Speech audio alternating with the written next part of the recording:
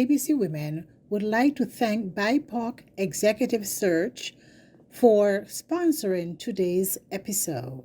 The BIPOC Executive Search app is here for you. Get information about job opportunities we're recruiting for. Keep up to date and in the know about career news tailored to Indigenous, Black, and other racialized audiences. Gain helpful tips and learnings to help you on your career trajectory, celebrate job appointments, and more. The BIPOC Executive Search app, here to elevate the candidate experience for Black, Indigenous, and communities of color. Free to download and available on iPhone and Android smartphones.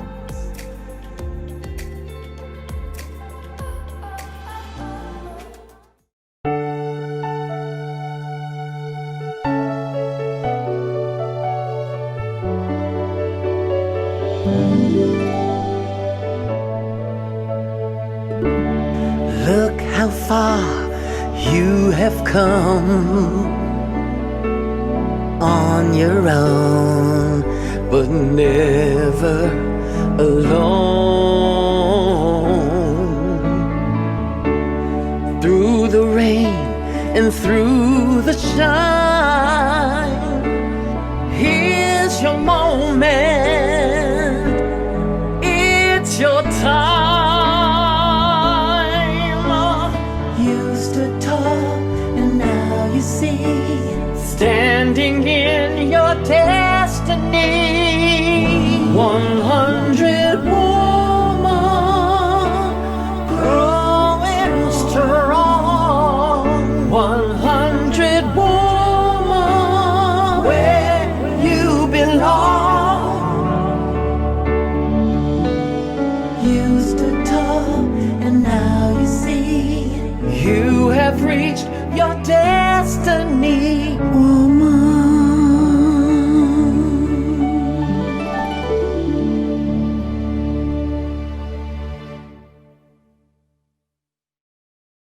100 ABC Women would like to take this opportunity to welcome our viewers and listening audience, families, friends, and our sponsors to our inspirational conversations, Fireside Chats with 100 ABC honorees. 100 Accomplished Black Canadian Women is a bold initiative created by the co-authors, the Honorable Dr. Jean Augustine, a former MP, Donna Jones-Simmons, a corporate diversity executive, and Dr. Denise O'Neill-Green, Vice President, Equity and Community Inclusion at Ryerson University. Our mission is to celebrate and archive the professional accomplishments of trailblazing Black women from all across Canada. The goal is to create an ever-expanding database available for current and future generations via print media, public and private libraries, as well as a website, which is www.100abcwomen.ca. We are pleased to bring you a series of fireside chats which include conversations around education, healthcare, entertainment, creative arts, legal, technology, entrepreneurship, diversity and equity, media, engineering, politics, sports, and so much more. These, we know, are topics that matter to us and to you. These educational and inspirational conversations will be made available to all current and future generations via our 100 ABC YouTube channel. This is a great way to learn from our elders, brilliant-minded and accomplished Black Canadian women.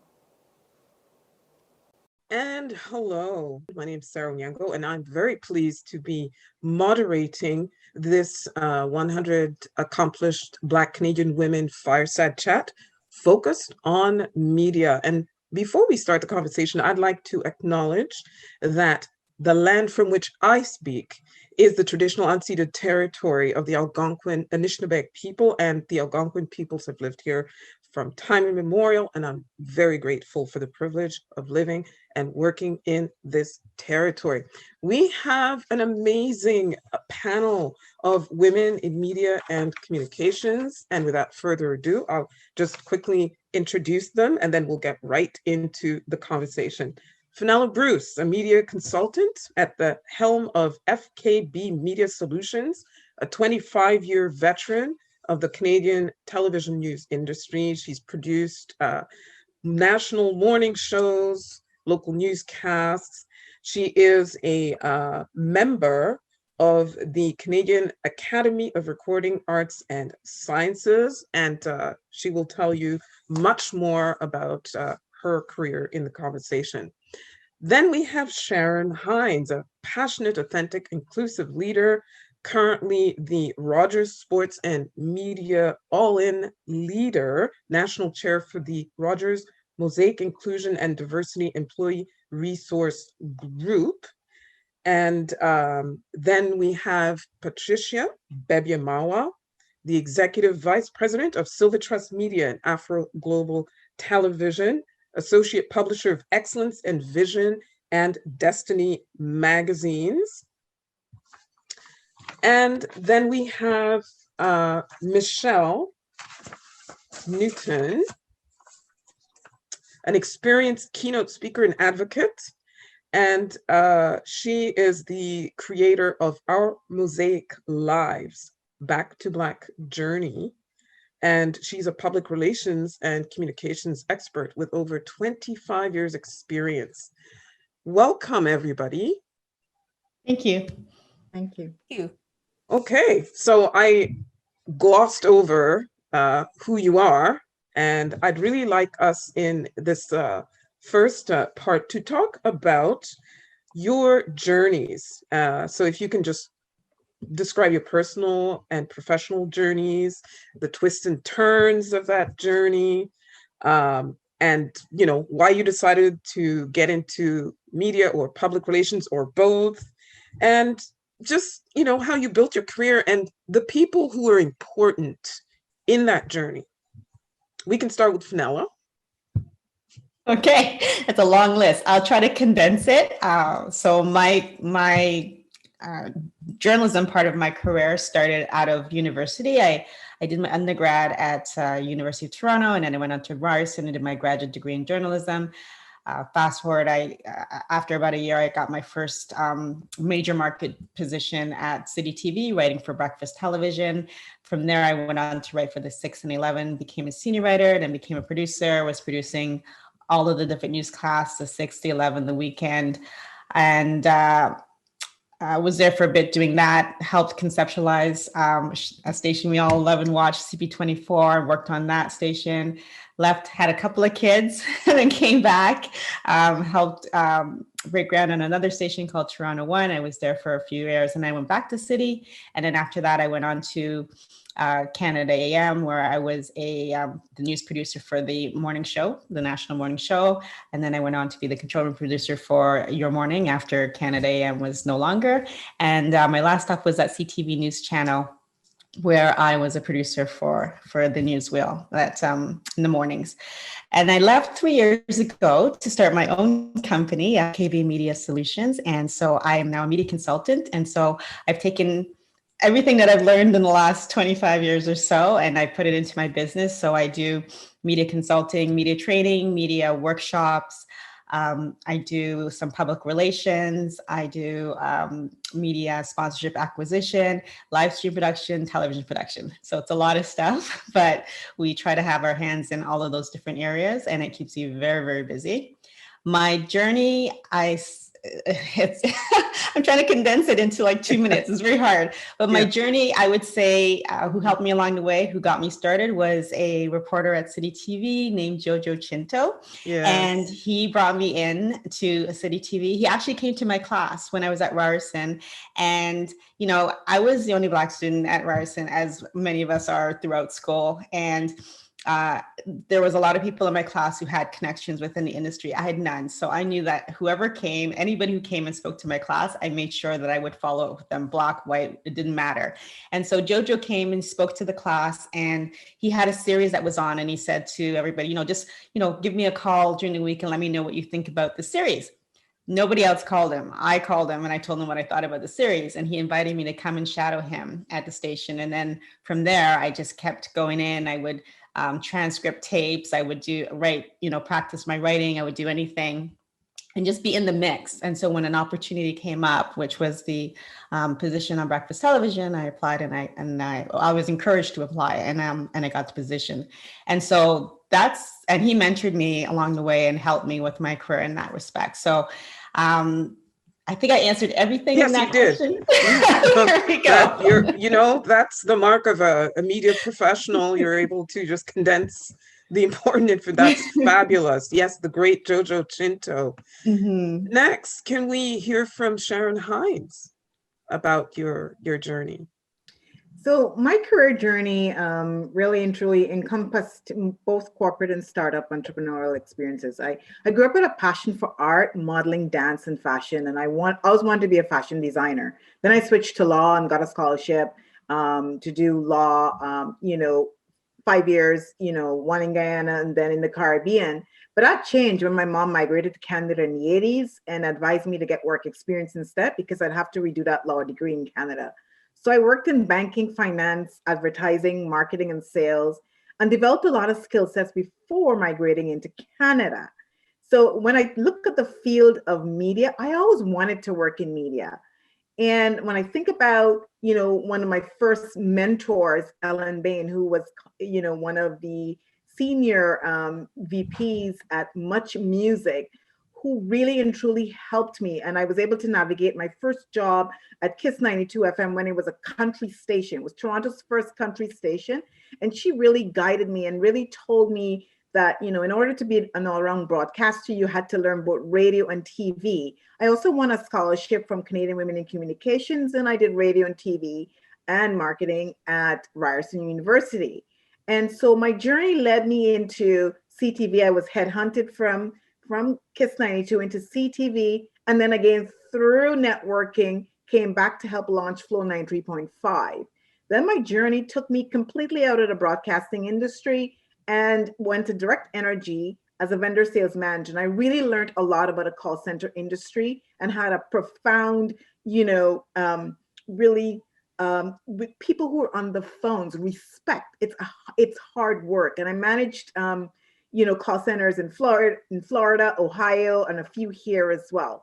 I also consulted because I believe in giving back to the community. So I consulted for G98.7 FM when they got their license, and also for the first Pride radio station before moving into work for Rogers Communications as a project manager. When I think about, my career along the way, there was a lot of self-learning, a lot of networking, mentorship. Back then, it wasn't called mentorship, but just people just from talking who really helped me along the way.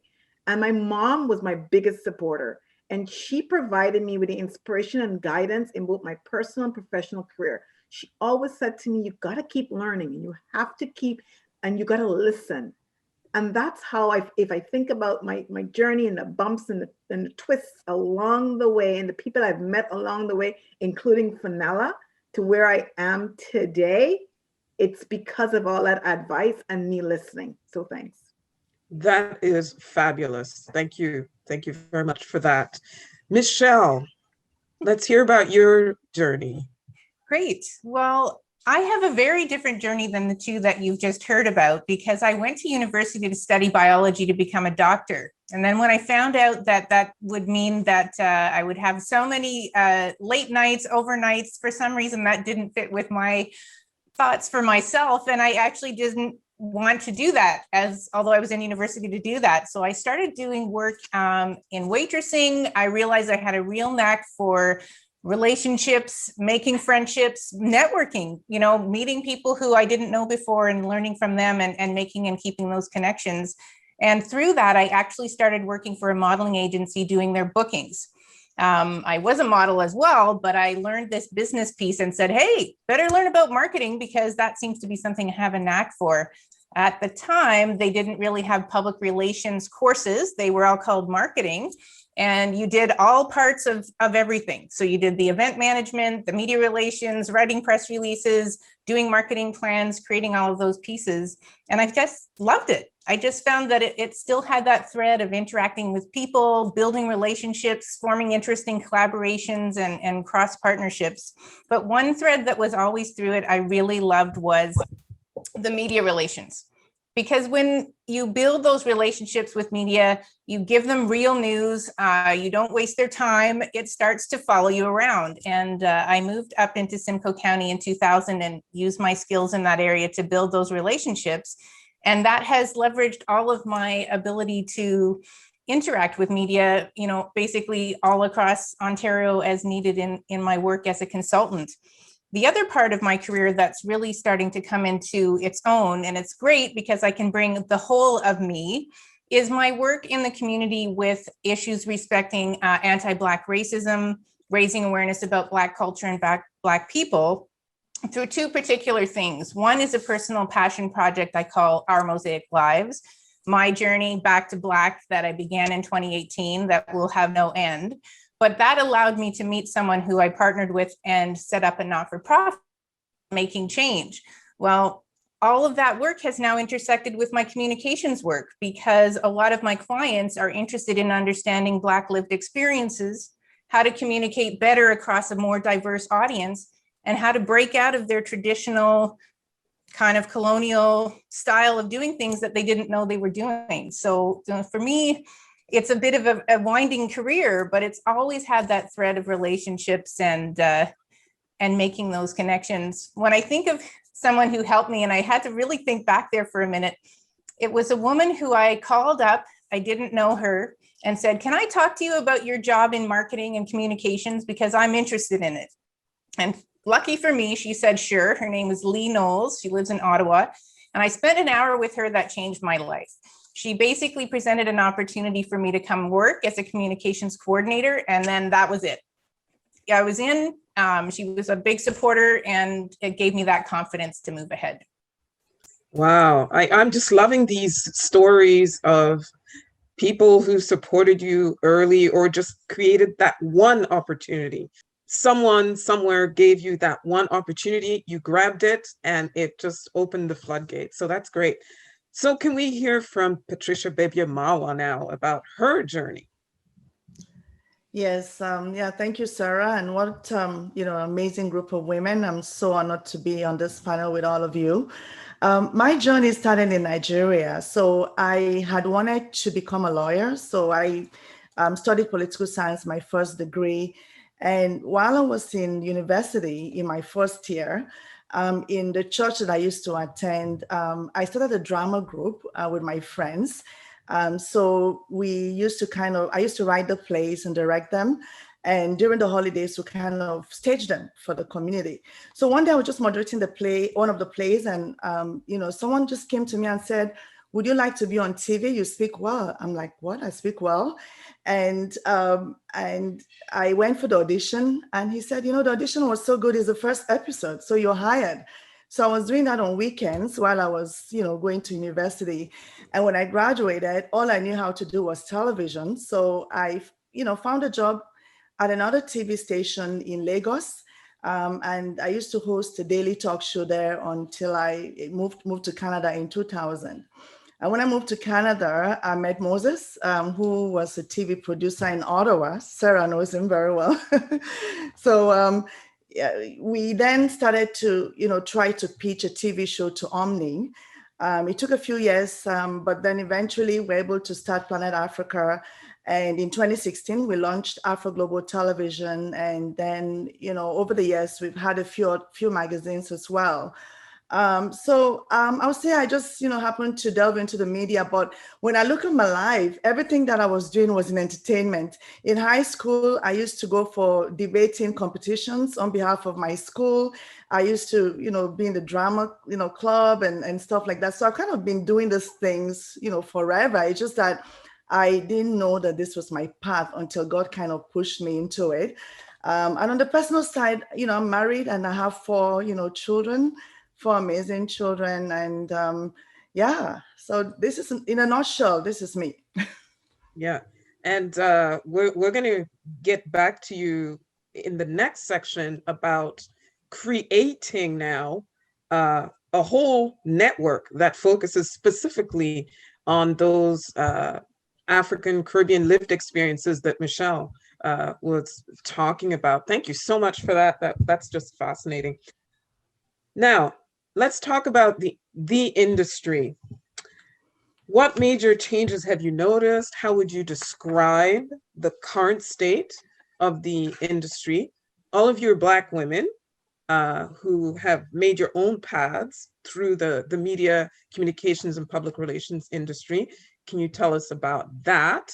And can you also talk about what decision makers can do to combat the anti-Black racism that Michelle brought up? Because that's, as you know, right now, that's, you know, a bit, unfortunately, the flavor of the month, you know, since what happened last year.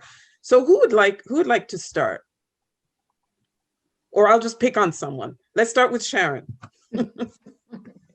Sharon's Day. Okay, so, you know, when I think about, we talk about the current state of the media industry, but the sign of trouble in the Canadian media industry started way back in the 1990s. Yeah. With the appearance of like Craigslist and other free online listing sites. And then with the internet gaining hold, most of the media outlets had to put their content online for free, and then became less and less local news coverage. And the digital revolution with Google and Facebook that started to really collect, you know, around 80% of ad in revenue. So mainstream media, they really had to double down and start to look for other streams of revenue, such as video on demand, over the top, and direct to consumer, and ways to like really diversify revenue streams. When I look at the impacts of the current COVID pandemic, that too has the effects of, you know, what's happening and doubling of e-commerce and shifting demand. So, you know, big media corporations such as Rogers, where I work, had to reevaluate like the new media monetization models. And then, you know, just to touch a bit on what's happening now with, you know, anti-racism and systemic racism within the corporation. When I think about going back to from last year, after the death of George Floyd, it was like a movement and a shift. And, you know, when I speak from, you know, personal experience at Rogers, and, you know, the president of Rogers Sports and Media, who reached out to me, myself, and the chair of I&D, and said, what can I do? What can we do as senior leaders here? And this is when the conversation started to, let's have this conversation, a safe space for Black employees to really speak up and share their stories of how they're feeling, what's going on with them, with microaggressions. Immediately we made, the I&D made unconscious bias mandatory for all employees. You know, there was an immediate look at, let's look at our I&D strategy and do a reset. We formed a Black Leadership Council for the first time ever. So, you know, big corporations really need to look at internally, and it has to start from the top down, right? Top down, coming down. And I always say, you know what? It's not a sprint, it's a journey. But it's a journey, it's something that I want to be a part of, because in order to make that change, you got to be part of that change. Yeah. Thanks. Yeah, definitely. Thanks a lot for that. And so, Michelle, because you're in that business, you are now in that space, but not necessarily inside a corporate setting. Interesting can you times, actually. Absolutely. Yeah. One of the comments in this question set that I wanted to talk about from my perspective in terms of the media industry is the shrinking number of media. So as soon as, you know, and I know that living sort of outside of an urban area, there was a large reliance on local media outlets, local journalism, those type of things. And then the numbers started to shrink, the number of journalists available are less. And then along comes last summer, when they actually need to amplify other voices and look at different messaging, and they have nobody to add to their roster. So, you know, I think that is a challenge, certainly outside of the Greater Toronto area and outside of urban centers, that media and journalism is facing, is how do you do that? Because you, as journalists, perhaps don't have those lived experiences. And I find that is a challenge that I see in the Simcoe County area. One of the things that Torstar has done, and they're doing it as far as I know in many places in Ontario, is and I'm on a council that they have for the Barrie Advance, they have a community advisory council that they started as a way of reflecting on what do community members from diverse, including Black racialized and other racialized backgrounds, what does need to happen in the community? What can the role of them as a media be? And what, can they look at themselves and outside of themselves that they can change? So I think that, to me, that's a great change in the media industry, at least from a local level, is looking at those things. They weren't looking at them before.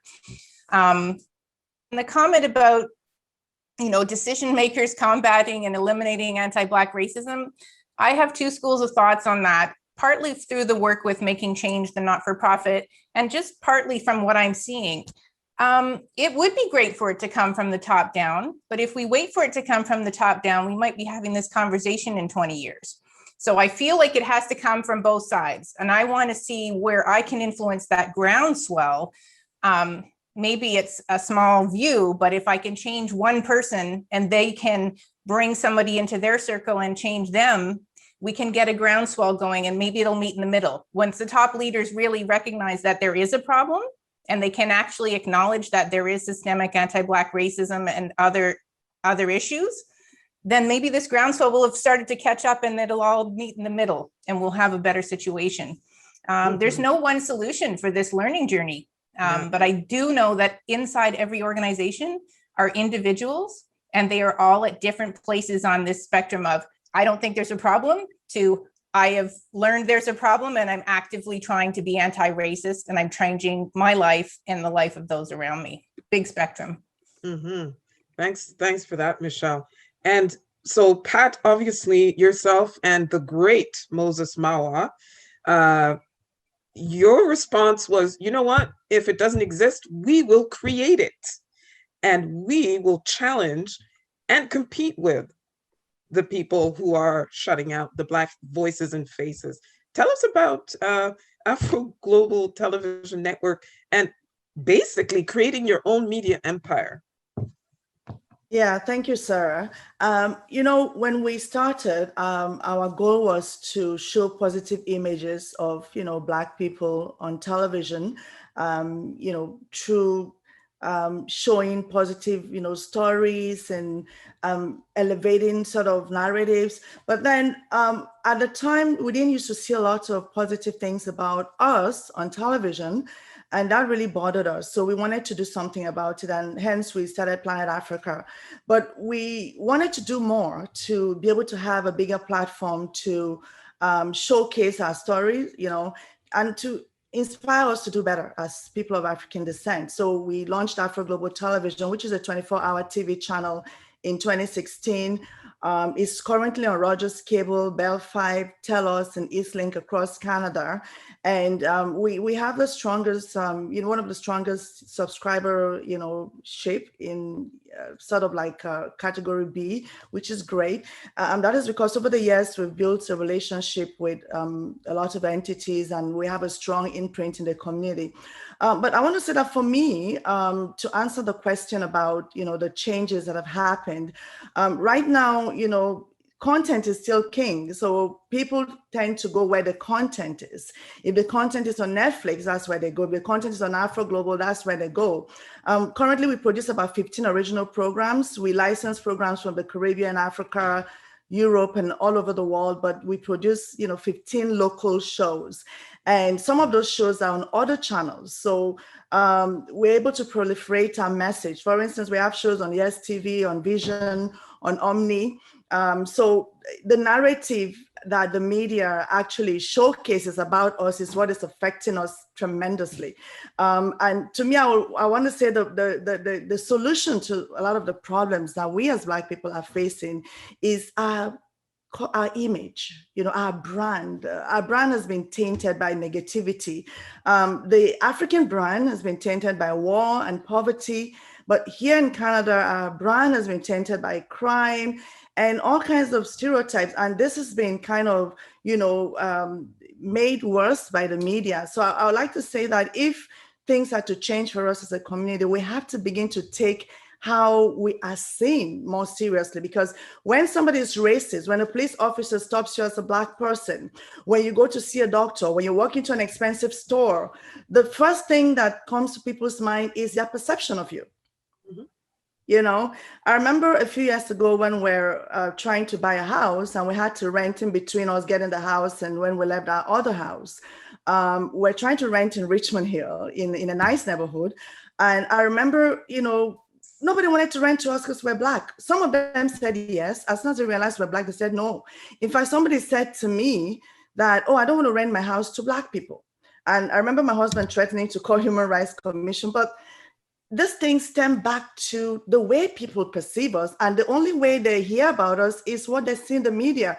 So I think as a community, we have to take that more seriously. If we see things that are not great in the media, we have to speak up. For instance, when CNN featured my husband and I got calls from everywhere. My mom was crying and she's like, oh, all we're seeing here is that, you know, from living in their car to building a media empire, you live in your car, whatever, people are calling me. So imagine our entire story. Mm-hmm. What actually was interesting for them is that at some point we lived in our car.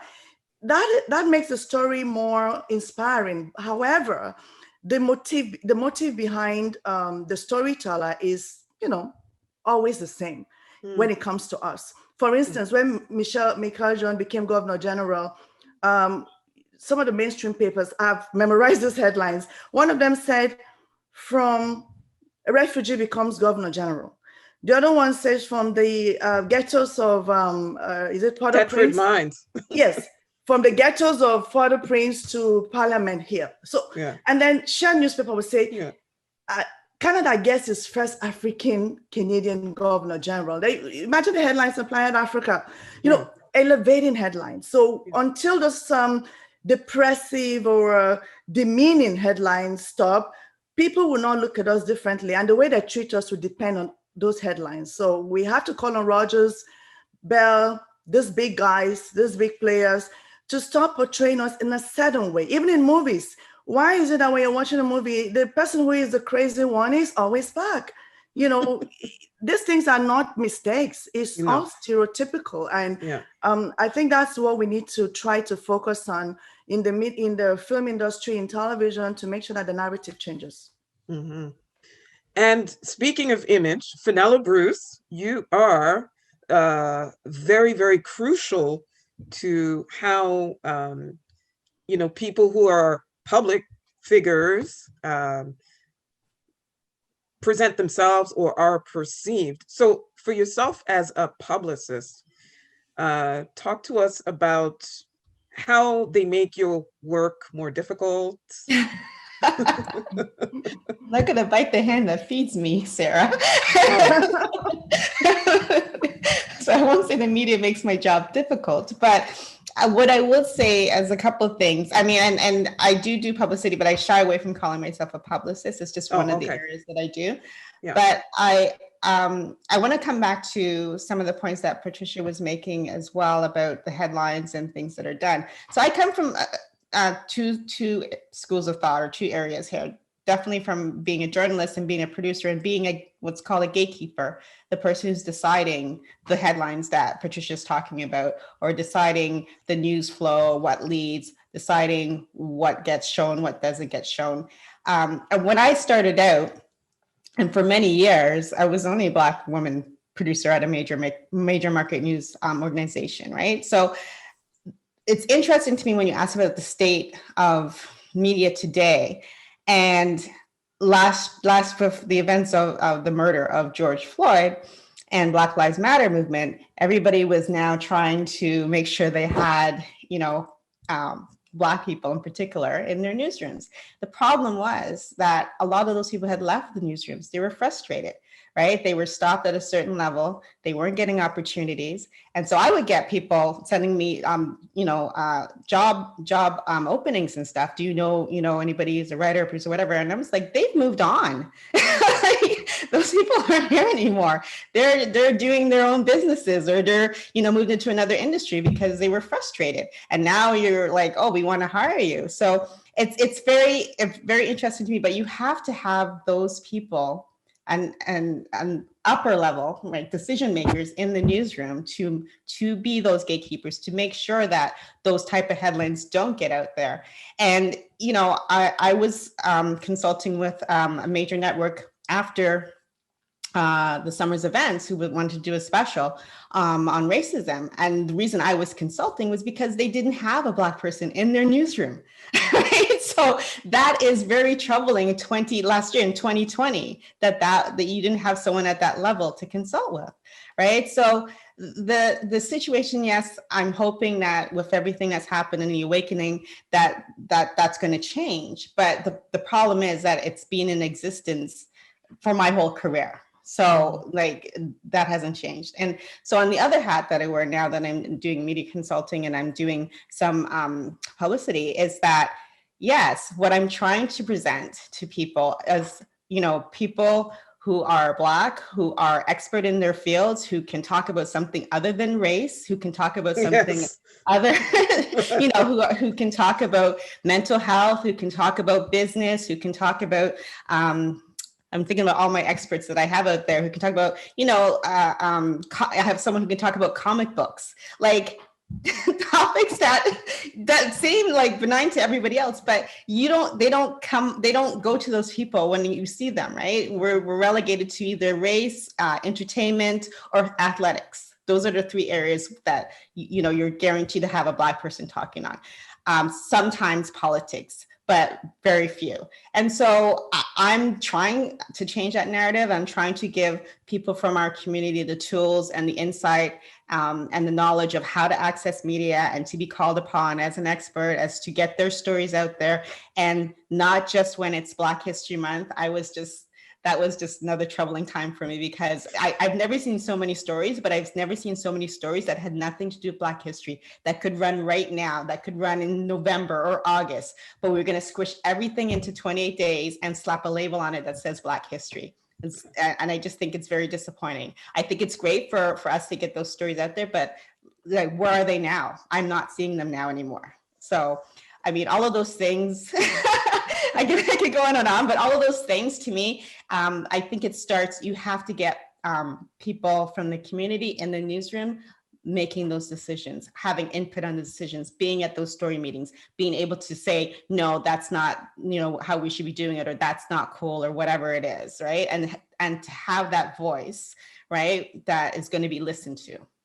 Yeah, and I totally agree with that, because before we had the awesome Adrian Harewood move back to Ottawa to CBC radio and then now television, the coverage was pitiful. And thanks to him, we were able to get the community involved in informing the executives and the field reporters about how better to cover, and giving them contacts and how to establish trust so that their stories could be more balanced and yes, more positive than they had been in the past. So that community involvement, very important.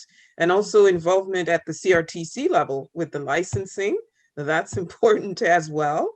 And letter writing campaigns, letters to editors, and all of that. I could go on and on, but we don't have that kind of time right now. And I'd like to sort of start wrapping up this conversation.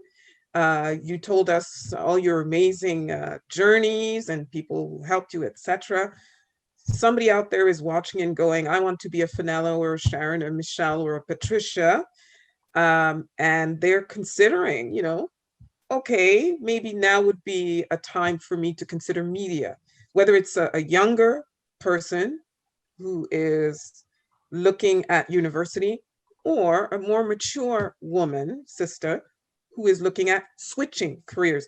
What advice would you have? Let's start with Michelle. Well, that is a bit of a tough question in some senses, because the advice might be a little bit different. What I would say to the younger generation is really to embrace how you fit out and embrace your authentic self and not give up on that. And I say that because I feel like I spent a lot of my life suppressing a lot of me, and only being able to break away from that at a more mature age. So I will wish that younger people will do that. Having said that, it does come with challenges, because you're still going to be for a long time in an environment that isn't set up for that. It's not set up to embrace people as their real true selves. It's still set up to try and assimilate people into something that's there. So there will be struggles, but I think it's worth persevering and bringing that your true self. And for somebody who is maybe more mature and wanting to embrace whether it is going into media, in a way, I would say rediscover yourself. And that's what I call my back to black journey, is embrace those pieces of you that are authentic and you have life experience behind you now. Maybe it's giving you more confidence. If not, I want you to partner with a mentor who can inspire that confidence and bring it out in you to pursue what you want. You know, if we don't go after what we want and let these doors be closed and let the gatekeepers do their business, we're never going to break through. So right now, no matter who you are, I think you have to go for it. Yeah, great advice. Sharon, you've taken many risks in your life, and I mean, you really exemplify, you know, what others would aspire to be. Your advice. Yes. So I'll start out with someone who's looking to do a career transitioning, because when I look at my own personal experience and what I had to do in terms of like literally doing that self-assessment, right? And reintroducing yourself. So looking at your unique transferable skill sets, where do you want to be in 5 years, and do that work back plan? What skills do you need to acquire, and then take courses to level up and go for it? So, looking at your true potential, like in terms of like from self-esteem to your life plan. So self-management, time management, meditation, stress management, which is extremely important, especially in this time. If I think back to last year and what has gotten me through this entire COVID, pandemic and working from home and the stresses, it's meditation and that self-care and that self-love.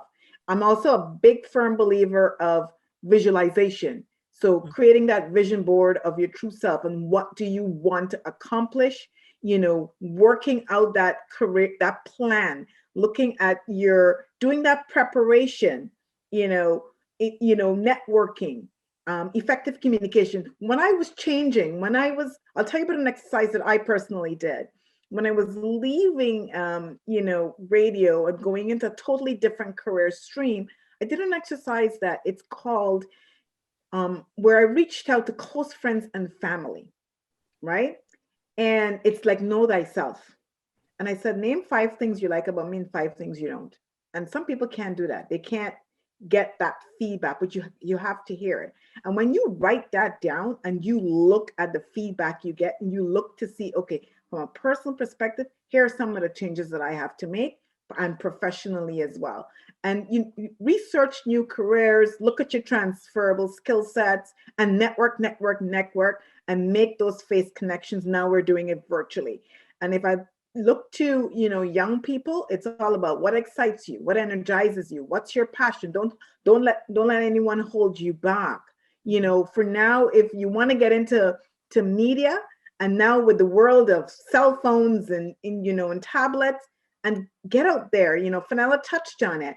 Start documenting what's going on out in the community, and send that through to big corporations. They're looking for that. They want real life content. And if you feel that media is where you want to be, then those are some of the things from a content perspective. If you want to be behind the scenes, then you look into where can you learn it, from Ryerson University or George Brown. There are certain places that you can get courses, and then you go from there and get a mentor. It's very important to get a mentor who will help you and guide you through that path. Excellent. Thank you so much, Sharon. Great advice. Patricia. Yes. First of all, I would like to say that this is the best time to be in the media. When I started out, to write an article, I have to go to the library to, do my research. But now everything is, on Google. If your camera guy did not, I remember once a camera guy was sick and we promised to go, capture the student event at the University of Ottawa.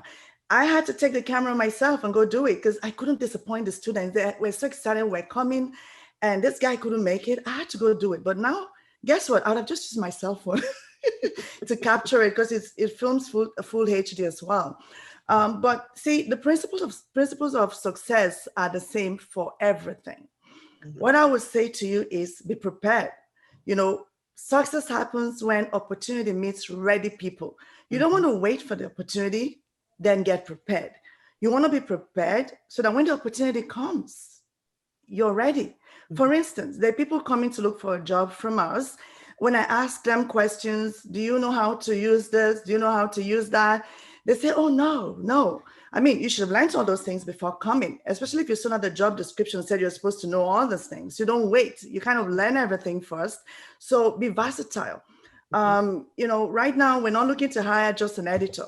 We're looking to hire an editor who can also do camera work, who can also produce, who can also write. So be a versatile talent. And that's what everyone is looking for now, even other stations, because we talk to folks at other stations as well. Like right now at Omni TV, some of the people that are doing one thing are doing many other things. So make sure that you equip yourself, learn. Don't stop learning. And I want to also add that, resilience is key. I find that a lot of young people now, they have a sense of entitlement. They're not desperate about anything. You have to want it really bad, because think about it. There are lots of people out there looking for that same opportunity. Like the other day, we had a young person. He had to be gone within a week because there's no motivation. So you have to be motivated. Ask yourself, why am I doing this work? What is the purpose of this? What impact is it making? And get to work. If there are challenges, face them head on. Life is not easy. That's what I'll just say to young people: be resilient, be versatile. And if you have these two ingredients, you will do well in the industry. Because right now, you see a lot of those guys at CP24 who do reporting. A lot of them also produce. They write, they edit stories, so if you do that and you have a good attitude and you're resilient, you will be very successful. Excellent. And finally, last but not least, Fenella. I know everybody said everything.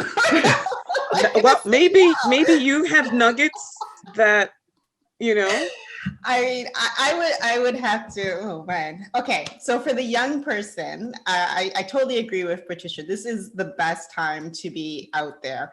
And I used to teach at Centennial, one of my other hats that I wore, students, and I would tell them, like, it was a media theory class, and I would tell them, I wish when I came out of school that it was this time where I can create my brand, I can create my website, I can have my social media, I can blog and build a portfolio of my writing. I can do all of this without even, going into working for anybody else. I can produce all of this content myself and present myself to whoever wants to hire me before I even get there.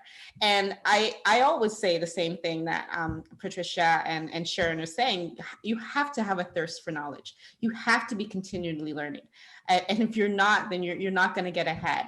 When everything happened with this pandemic, and my job is, I was a producer, and I know all of these things, I know about it, right? Camera, editing, audio. And I learned all of it when I was in Ryerson a zillion years ago.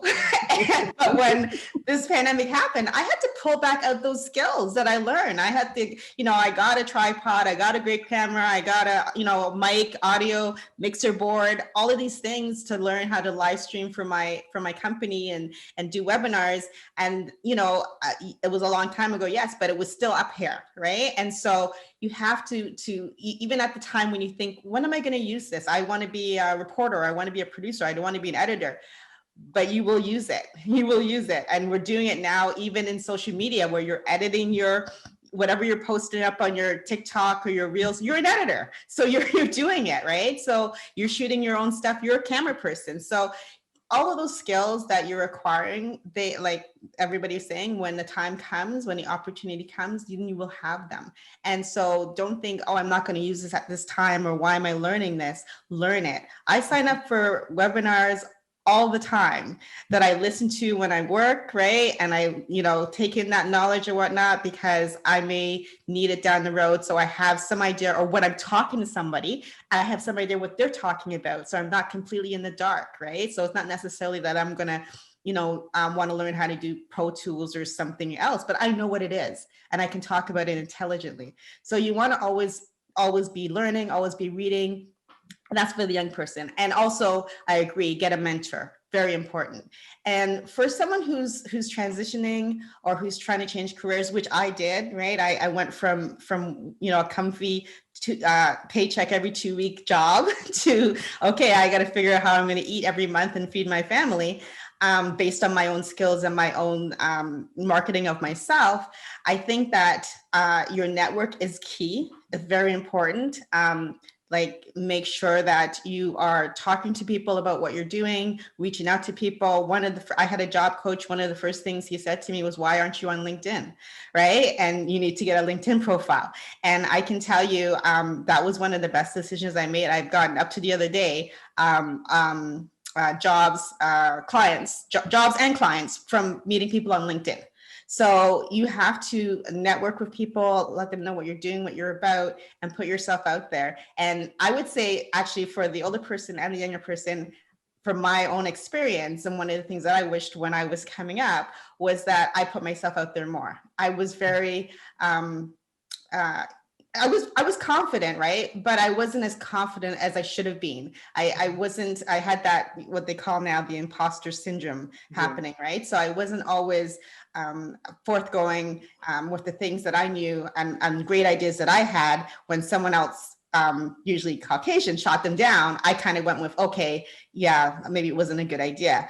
Then 2 twos, I see my idea, right? So I would say, really believe in yourself, right? And don't let someone else, if you're convinced about something, I tell young people all the time, you can get a million no's, you only need one yes. Right? So keep going, right? If someone says no, keep it moving to the next person until you get that yes, and you will get it. And that's the same with, NPR and pitching. There's stations that will say, no, we're not interested, whatever. I just need that one yes for my client and they're happy, right? So I would say definitely perseverance, definitely, keep learning, always have that thirst for knowledge, network, and believe in yourself. Wow, time just flew by. Could I add one thought to ladder on Fenella's idea? And I think this is something that I embraced a little bit later in life, is that sometimes opportunities come your way and they don't exactly look like what you were thinking would come your way, and you say no. Yeah. And I've learned that I need to say, could you tell me more? Yeah. And then I sleep on it, because, I have made so many changes since 2016 by following that approach. Opportunities I never would have looked for, I didn't look for them, but they were coming to me and I may have been saying no. And I think that, giving something that doesn't have exactly the shape that you want a chance is important, because a lot of people and a lot of men do this. They'll take a job that they don't have all the skills and qualifications for, and they'll fill it. Yeah. And a lot of women sometimes are a bit fearful of doing that. And I think set that bar, take that opportunity, learn what you can. The internet is a university of itself, and just go for it. Yeah, I agree. Always keep an open mind and for everything. And that is very true. I was doing things, and I had a little sabbatical last year because I recognized in my business, I was actually doing things I didn't advertise because people would come and ask me to do it, and I could do it. And so, it's good, but you have to also be careful not to be like trying to do everything, right? And then to stay focused as well. And if I can add to that quickly, like what Fenella and Michelle said, one of the things that we don't do well as Black women is advocating for ourselves, right? Yeah. And we undersell our craft and what we bring to the table. We are our own best advocate. Mm-hmm. So when we get invited to speak and when we get invited to that table, we need to speak up, because we're not always included into that conversation. And also, one of the things that we have to do as Black women and women of color is that we gotta reach back and pull. So passing that torch. So, our white counterparts do very well. So it's important for us in leaders, within the community to teach and mentor and bring the young women forward, like reaching back, pulling back, giving back. I think that's very, very key. That is a perfect note on which to end. My goodness, so much great information, interesting journeys with all kinds of lessons that our audience could learn. And mostly what I've taken from this is the fact that, you know, you have to be ready for the opportunity. And sometimes the opportunity doesn't look like what you imagined in your mind. You have to be open-minded, level up in every way. Learn, keep learning, because you don't know everything. Listen, be a good listener. Look out for the next generation, as Sharon was saying. Each one teach one, reach back, and continue your own legacy, because it's part of your legacy. Thank you all so much. Michelle Newton, Patricia Bebyamawa, Fenella Bruce, and the great Sharon Hines for joining us for this fireside chat. And yeah, best of luck to you as you continue to blaze trails. Thank you. Thank you. Yeah, thank you, Sarah. Okay, thank you very much, Sarah.